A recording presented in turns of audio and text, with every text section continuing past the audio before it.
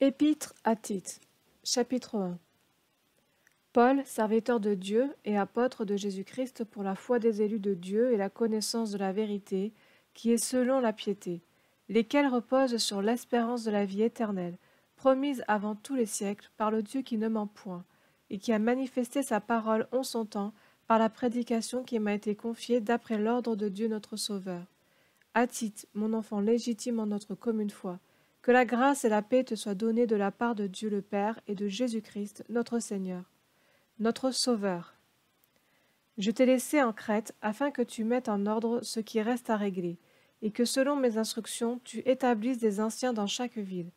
S'il s'y trouve quelque homme irréprochable, mari d'une seule femme, ayant des enfants fidèles, qui ne soient ni accusés de débauche, ni rebelles. Car il faut que l'évêque soit irréprochable, comme économe de Dieu, qu'il ne soit ni arrogant, ni colérique, ni adonné au vin, ni violent, ni porté à un gain honteux, mais qu'il soit hospitalier, ami des gens de bien, modéré, juste, saint, tempérant, attaché à la vraie parole telle qu'elle a été enseignée, afin d'être capable d'exhorter selon la saine doctrine et de réfuter les contradicteurs. Il y a en effet, surtout parmi les circoncis, beaucoup de gens rebelles, de vains discoureurs et de séducteurs, auxquels il faut fermer la bouche. Ils bouleversent des familles entières, enseignant pour un gain honteux ce qu'on ne doit pas enseigner. L'un d'entre eux, leur propre prophète, a dit « Crétois, toujours menteur, méchante bête, ventre paresseux. » Ce témoignage est vrai. C'est pourquoi reprends-les sévèrement, afin qu'ils aient une foi saine et qu'ils ne s'attachent pas à des fables judaïques et à des commandements d'hommes qui se détournent de la vérité. Tout est pur pour ceux qui sont purs, mais rien n'est pur pour ceux qui sont souillés et incrédules. Leur intelligence et leur conscience sont souillées. Ils font profession de connaître Dieu, mais ils le renient par leurs œuvres, étant abominables, rebelles et incapables d'aucune bonne œuvre. Chapitre 2. Pour toi, dis les choses qui sont conformes à la saine doctrine.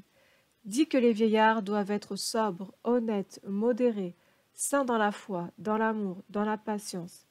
Dis que les femmes âgées doivent aussi avoir l'extérieur qui convient à la sainteté, n'être ni médisantes, ni adonnées aux excès de vin, qu'elles doivent donner de bonnes instructions, dans le but d'apprendre aux jeunes femmes à aimer leurs maris et leurs enfants, à être retenues, chastes, occupées aux soins domestiques, bonnes, soumises à leur mari, afin que la parole de Dieu ne soit pas calomniée.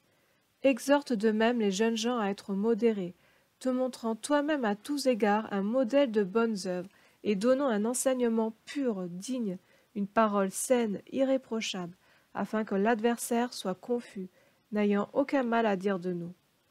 Exhorte les serviteurs à être soumis à leur maître, à leur plaire en toutes choses, à n'être point contredisants, à ne rien dérober, mais à montrer toujours une parfaite fidélité, afin de faire honorer en tout la doctrine de Dieu notre Sauveur.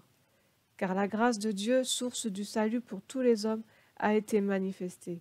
Elle nous enseigne à renoncer à l'impiété et aux convoitises mondaines, et à vivre dans le siècle présent selon la sagesse, la justice et la piété, en attendant la bienheureuse espérance et la manifestation de la gloire de notre grand Dieu et Sauveur Jésus-Christ.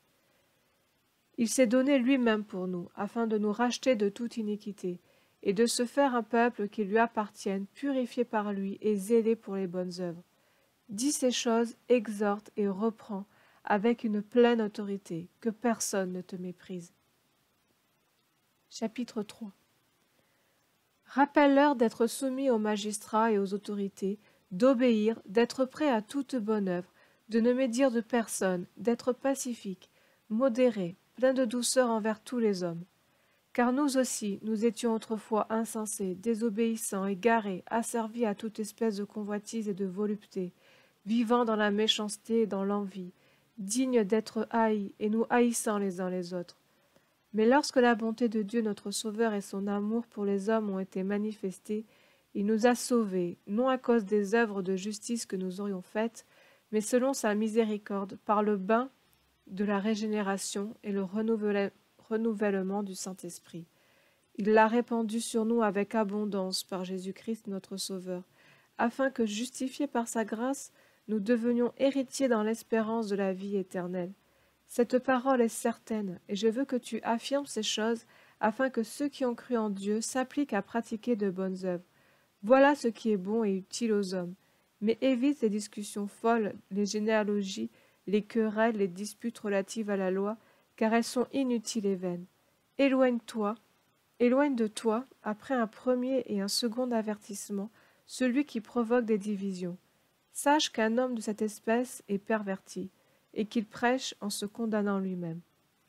Lorsque je t'enverrai Artémas ou Tychique, hâte-toi de venir me rejoindre à Nicopolis, car c'est là que j'ai résolu de passer l'hiver.